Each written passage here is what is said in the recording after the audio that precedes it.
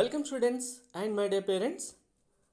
4 years BTech complete చేసిన తర్వాత student or parent child career గురించి ఆలోచిస్తున్నారు. ఇది రియల్గా అప్రిషియేట్ చేయాల్సిన విషయం. మేము బీటెక్లో ఏ కోర్సు తీసుకుంటే యూపీఎస్సి ప్రిపేర్ అవ్వడానికి యూస్ఫుల్ అవుతుంది అనే ఒక క్వశ్చన్ మీ మైండ్లో వచ్చింది అంటే ఫ్యూచర్ గురించి మీరు చాలా సీరియస్గా ఉన్నారనే అర్థం. అలాంటి స్టూడెంట్స్ అండ్ పేరెంట్స్ని రియల్గా నేను అప్రిషియేట్ చేస్తున్నాను. సో ఈ వీడియోలో మీకు ఈ క్వశ్చన్కి ఆన్సర్కి ఎగ్జాంపుల్తో సహా క్లారిఫికేషన్ ఇవ్వడానికి టాపిక్ అయితే ఈ వీడియోలో తీసుకున్నాను. మీకు ఇంత సీరియస్నెస్ ఉంది ఫ్యూచర్ గురించి అంటే కన్ఫర్మ్గా మీరు సక్సెస్ అవ్వడానికి 100% ఛాన్స్ ఉంది. అలాంటి స్టూడెంట్స్ అండ్ పేరెంట్స్కి రియల్గా నేను మరొకసారి అప్రిషియేట్ చేస్తున్నాను. రియల్లీ బీటెక్ అంటే ఓన్లీ 4 years బీటెక్ గురించే కాదు, బీటెక్ చేసిన తర్వాత చైల్డ్ ఫ్యూచర్ ఎలా ఉండాలి, స్టూడెంట్ అయితే నా కెరీర్ ఎలా ఉండాలి అని ఆలోచించుకుంటున్నారంటే 100% మీరు ఇప్పుడే సక్సెస్ అయినట్టు. సో మీ సక్సెస్ రేట్ ఇక్కడ నుంచే స్టార్ట్ అయిందని చెప్పుకోవచ్చు.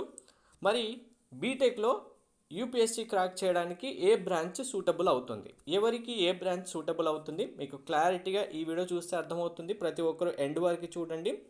మీకు ఇందులో 4 points చెప్తాను. ఫస్ట్ పాయింట్ వచ్చి మీకు ఇప్పుడు చూపిస్తున్న లిస్ట్ మనకు ఐఏఎస్ ఆఫీసర్స్ ఎవరైతే ఉన్నారో వాళ్ళ బ్యాక్గ్రౌండ్ ఎడ్యుకేషన్ క్వాలిఫికేషన్ ఏ బ్రాంచ్లో జాయిన్ అయ్యారు, ఏ బ్రాంచ్ కంప్లీట్ చేసిన తర్వాత యూపీఎస్సీ క్రాక్ చేసి ఐఏఎస్కి వచ్చారని.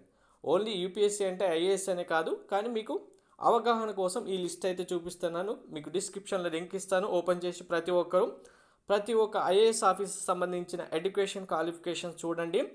సెకండ్ పాయింట్, ఇక్కడ యూపీఎస్సీ క్రాక్ చేయడానికి ఓన్లీ బీటెక్ ఒకటే కాదు, డిగ్రీ బీఏ చేసిన స్టూడెంట్స్ అయినా, బీకామ్ చేసిన స్టూడెంట్స్ అయినా, ఎంబీబీఎస్ చేసిన స్టూడెంట్స్ అయినా ఎవరైనా సరే క్రాక్ చేయొచ్చు.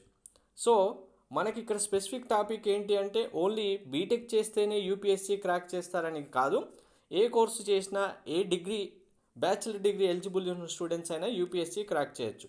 కానీ మనకు ప్రజెంట్ సిచ్యువేషన్లో బీటెక్ చేసే స్టూడెంట్స్ నెంబర్ ఆఫ్ కౌంట్ ఉంది.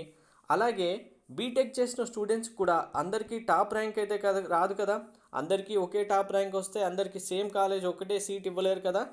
లో ర్యాంక్ వచ్చినా, కొంచెం తక్కువ ర్యాంక్ వచ్చినా మనకు టాప్ కాలేజీలో ఏ బ్రాంచ్ తీసుకున్నా మన టార్గెట్ యూపీఎస్సీ క్రాక్ చేయడం. కాబట్టి ఇక్కడ బ్రాంచ్ ఏది తీసుకోవాలనేదే క్వశ్చన్ మార్క్ వస్తుంది. దీనికోసమనే చాలామంది స్టూడెంట్స్ కన్ఫ్యూజన్ కూడా వస్తుంది. ఈ కన్ఫ్యూజన్ కూడా మీకు ఇక్కడే క్లియర్ అవుతుంది.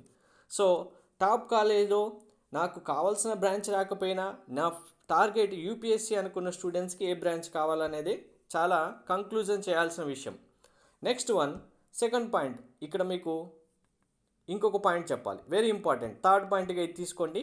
మీరు యూపీఎస్సీ టార్గెట్ పెట్టుకున్నారు కన్ఫర్మ్గా అంటే మీరు బీటెక్ బ్రాంచ్ ఏది తీసుకున్నప్పటికీ ఏది తీసుకోవాలో క్లారిటీ మీకు వస్తుంది. ఆ బ్రాంచ్కి సంబంధించిన ఏ జాబ్స్ కోసం నేను ట్రై చేస్తాను చేయను అన్న విషయం పక్కన పెడితే, ఫస్ట్ థింగ్ యూపీఎస్సీకి 100% సక్సెస్ అవ్వడానికి మీరు చేయాల్సిందే. యూపీఎస్సీ మీరు క్రాక్ చేయలేకపోతే, మనకు యూపీఎస్సీ అనగానే అందరు ఫస్ట్ అటెంప్ట్లోనే రారు, second attempt, third attempt, fourth attempt కూడా వెళ్తూ ఉంటుంది.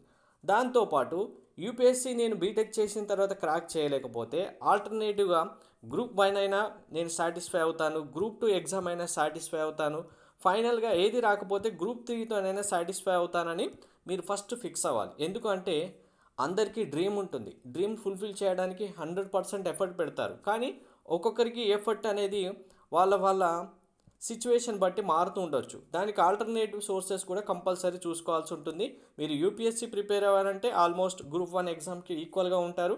లేదు అది మిస్ అయిందంటే గ్రూప్ 2 అయినా గ్రూప్ 3 అయినా కంపల్సరీగా సాటిస్ఫై అయ్యేలా ఫస్ట్ నుంచి ప్రిపేర్ అవ్వండి. 100% ఫస్ట్ చాయిస్ యూపీఎస్సీనే పెట్టుకోండి. కానీ బీటెక్ చేశాను కదా మళ్ళీ బీటెక్ జాబ్ రాకుంటే ఎలా, ఇక్కడ క్వశ్చన్ మార్క్ పెట్టుకొని ఇక్కడే డ్రాప్ అయ్యారనుకోండి ఫ్యూచర్లో ప్రాబ్లం ఫేస్ చేస్తారు. కాబట్టి మీరు ఫస్టే బిగినింగ్ స్టెప్లోనే ఓకే నా టార్గెట్ యూపీఎస్సీ, బీటెక్లో ఏ బ్రాంచ్ సూటబుల్ అయ్యే తీసుకున్నా, ఒకవేళ యూపీఎస్సీ నాకు second attempt, third attempt, fourth అటెంప్ట్లో మిస్ అయినా నేను గ్రూప్ 1 ఎగ్జామ్స్ అయినా, గ్రూప్ 2 ఎగ్జామ్స్ అయినా, గ్రూప్ 3 ఎగ్జామ్స్ అయినా, యూపీఎస్సీకి ఈక్వల్గా ఉన్న ఎగ్జామ్స్ అయినా రాసి నేను వెళ్ళిపోతాను, దానికి తగ్గట్టుగా నా ప్రిపరేషన్ ఉంటుందని ఫిక్స్ అవ్వండి. అండ్ వెరీ ఇంపార్టెంట్, ఇక్కడ మీకు బీటెక్లో ఏ బ్రాంచ్ తీసుకోవాలంటే మనకు number of IPS officers count చూసుకుంటే ఎక్కువగా బీటెక్లో మిగిలిన కోర్సెస్ అని కాదు, ఎంఫిల్, బీఎస్సీ, బీఏ, బీకామ్ అని కాకుండా బీటెక్ కనుక చూసుకుంటే ఫస్ట్ వన్ సివిల్ ఇంజనీరింగ్ చాలామంది ఉంటారు, సెకండ్ వన్ ఎలక్ట్రికల్ బ్రాంచ్ ఉంటారు, థర్డ్ వన్ వచ్చి మెకానికల్ బ్రాంచ్ ఉంటారు. మిగిలిన బ్రాంచెస్ ఉంటారా అంటే ఎస్ ఉంటారు, కానీ లెస్ నెంబర్ ఆఫ్ కౌంట్ వస్తుంది.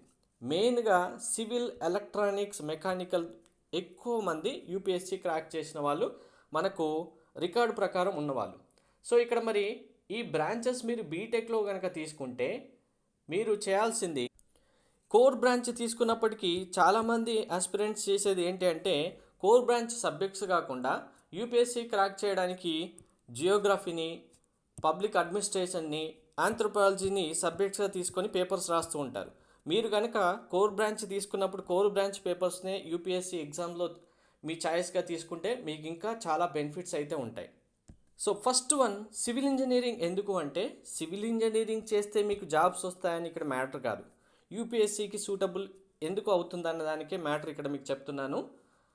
ఈ బ్రాంచ్ కనుక తీసుకుంటే మీకు కవర్ చేసే టాపిక్స్ సివిల్ ఇంజనీరింగ్ బ్రాంచ్లో ఇన్ఫ్రాస్ట్రక్చర్కి రిలేటెడ్గా, అర్బన్ ప్లానింగ్కి రిలేటెడ్గా, పబ్లిక్ వర్క్స్కి రిలేటెడ్గా, అడ్మినిస్ట్రేటివ్ రోల్స్కి రిలేటెడ్గా ఉన్న మీకు సబ్జెక్ట్ మీకు ఇక్కడ ఉంటుంది కాబట్టి యూపీఎస్సీకి చాలా సూటబుల్ అవుతుంది. నెక్స్ట్ వన్ ఎలక్ట్రానిక్స్ బ్రాంచ్ కనుక తీసుకుంటే మీరు చాలామందికి యూస్ఫుల్ అయ్యేది హైయెస్ట్ ప్రిఫరెన్స్లో ప్రజెంట్ సివిల్ కంటే ఎలక్ట్రానిక్సే ఎక్కువగా ఉంది. ఎందుకంటే సిస్టమ్స్ అండ్ టెక్నాలజీ అండర్స్టాండ్ చేసుకోవడానికి ఇది బెనిఫిట్ అవుతుంది.